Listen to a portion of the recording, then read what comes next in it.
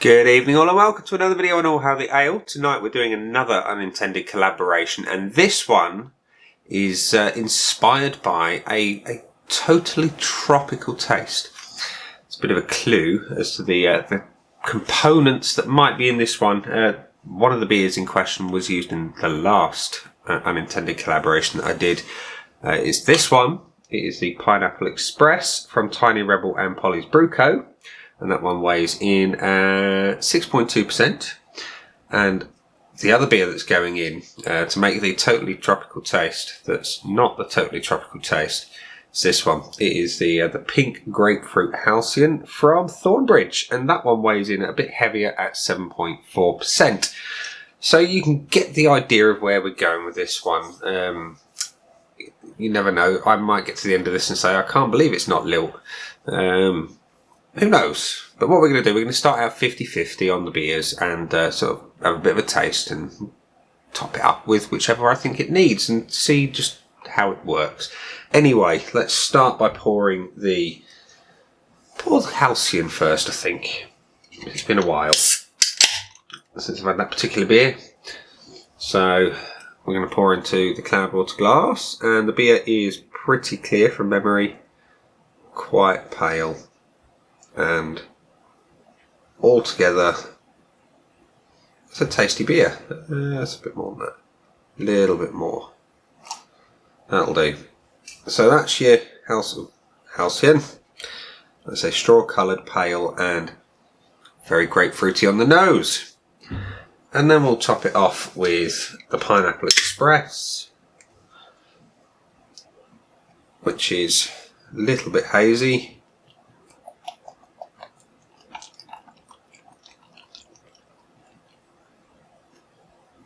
There we go, roughly 50-50. We've got a monster head there. Let's let that die down a little. If it's going to, it's got a really nice looking head on it actually. It's really creamy and thick and blancmange-like. There you go. Anyway, that's your beer. So it's ever so slightly hazy now with the addition of the Pineapple Express.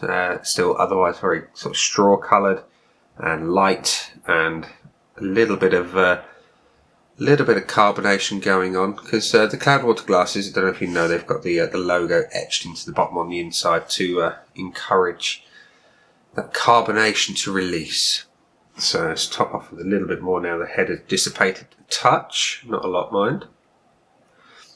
And let's go in for a bit of an aroma. Grapefruit is prominent. Could be interesting on the flavour. Let's have a big old swig, get through that head and see what we can taste.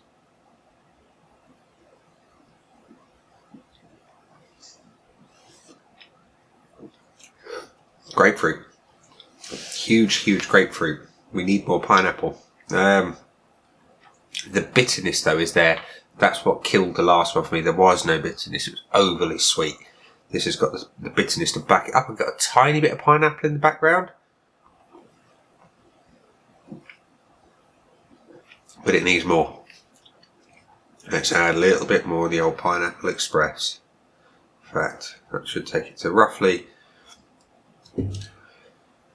well, let's say about 3/4.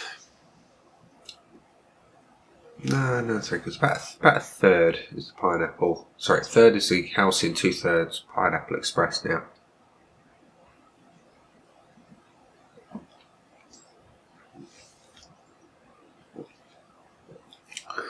It's still really heavily dominated by that grapefruit. That's really surprising.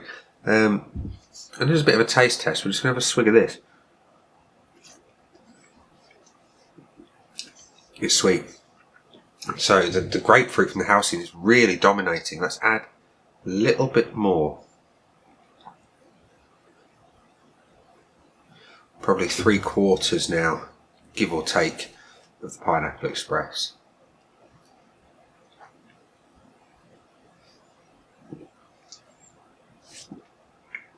Much better.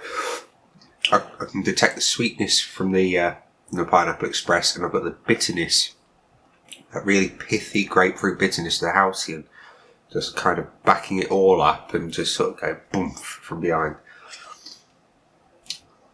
it's not half bad. You know, I mean, there's other sort of pineapple and grapefruit inspired beers out there that really work well, and perhaps probably better than, well, they will be better than this, because these were never intended to go together. But I like to mash things up and see how it goes. So the carbonation is medium on this one. The body is kind of thin to medium. The flavours are quite clearly dominated by the grapefruit from the Halcyon and a little bit of the pineapple express backing up the sweetness. The finish is dry and bitter. I like it. I do. It's a shame that it's so heavily dominated by the pink grapefruit, because otherwise it would be really, really simple just to mix 50-50 and away you go. But to kind of do that, you probably need, what, 3 cans of Tiny Rebels and Brew Co's Pineapple Express to the one of the Halcyon. It's not necessarily a bad thing if you want to get absolutely bladdered, because that's going to be a fairly high ABV altogether. But hey, you might like it more bitter. You might just like the tiny hint in the background that the 50-50 mix gives you. So there we are. We have the old Pineapple Express from Tiny Rebel and Brew Co. We have the pink grapefruit Halcyon from Thornbridge. Would I do this mix again? I would. I really would. But maybe I'd go a whole can of this in a pint glass and top up with the rest of that.